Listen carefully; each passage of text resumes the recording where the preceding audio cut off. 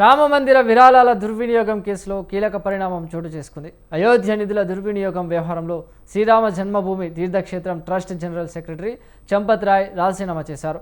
ఇప్పటికే ఈ కేసులో general secretary Champat Rai driver Tinnu Yadav arrest అయ్యారు.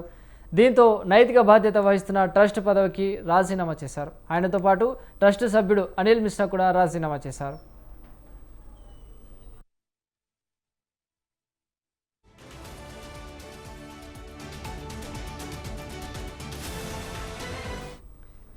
విరాళాల లెక్కింపులో నగదు నిర్వహణలో అక్రమాలు జరిగాయన్న ఆరోపణలపై ప్రత్యేక దర్యాప్తు బృందం విచారణ కొనసాగిస్తోంది.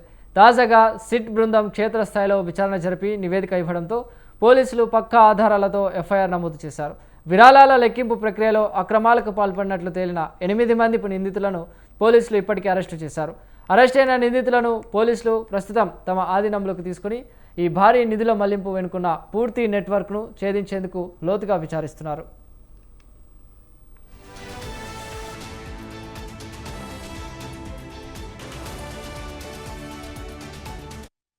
అయోధ్య రామ మందిర విరాళాల అపహరణ కుంభకోణంపై యూపీ సీఎం యోగి ఆదిత్యనాథ్ ఘాటుగా స్పందించారు.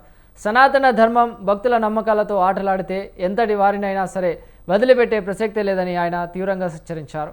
ప్రజల మతపరమైన సెంటిమెంట్లతో నమ్మకాలతో చెలగాటమాడితే సహించేది లేదని ఆయన స్పష్టం చేశారు.